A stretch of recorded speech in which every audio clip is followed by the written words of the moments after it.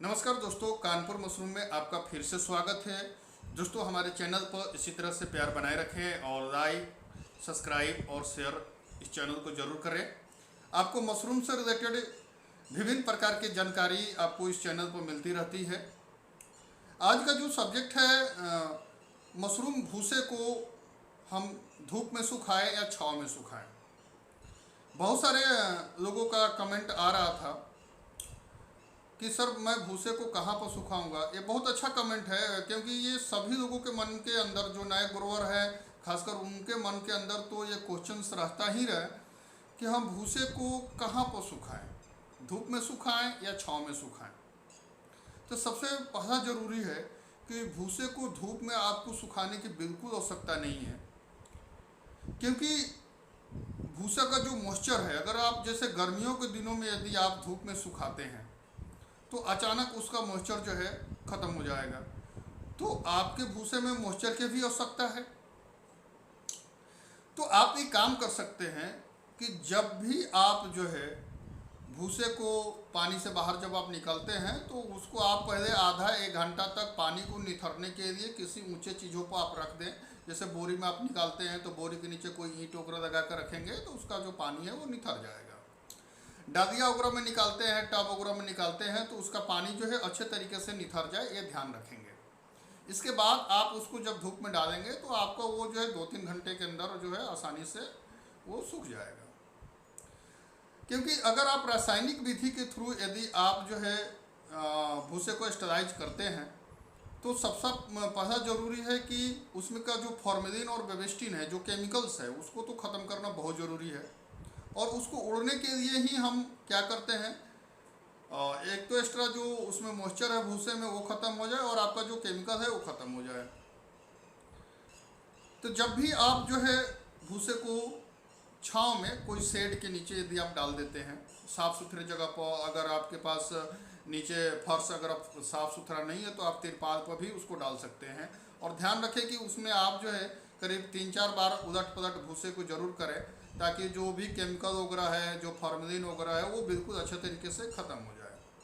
और हाथों में उठाकर ऐसे दाब कर देखेंगे, पानी नहीं चूना चाहिए आपके अंगुलियों के बीच से।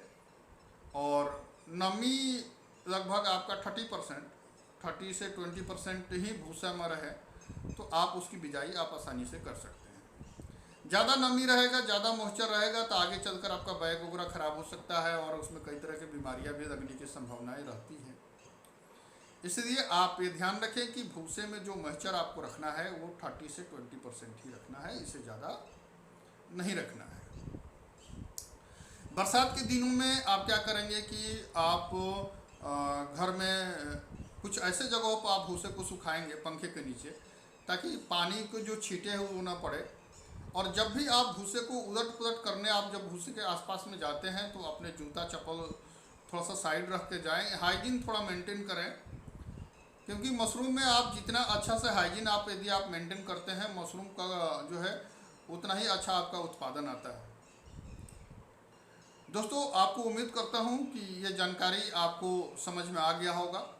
यदि कहीं कोई प्रॉब्लम होती है समझने में तो डिस्क्रिप्शन में और स्क्रीन पर हमारा नंबर है, आप इस पर फ़ोन करके आसानी से आप पूछ सकते हैं। कोई भी कन्फ्यूजन हो, आप कन्फ्यूजन जो अपने डाउट को दूर कर सकते हैं।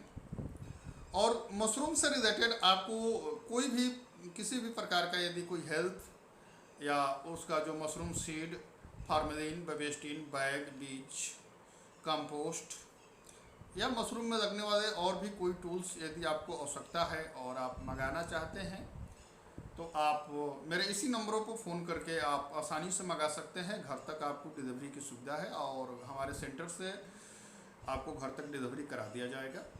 आप सेंटर का एड्रेस भी डिस्क्रिप्शन में आपको मिल जाएगा, आप सेंटर में भी आकर सारी जानकारी, ट्रेनिंग वगैरह आप ले सकते हैं। तो उम्मीद करता हूं कि आपको ये जानकारी बेटर लगा होगा। और जो लोग भी इस तरह के सवालों से जूझते हैं, आप उनके पास ये वीडियो ज़रूर शेयर करें, लाइक करें, सब्सक्राइब करें।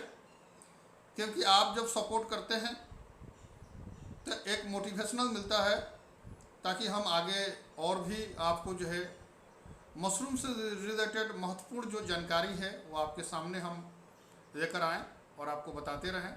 ताकि आपको किसी भी प्रकार की कोई परेशानी ना हो मशरूम को उत्पादन करने में। डियर गाइज, इस वीडियो को मैं यही समाप्त करता हूँ। अगले वीडियो में फिर अगले एक नए टॉपिक के साथ मिलते हैं। थैंक यू, धन्यवाद।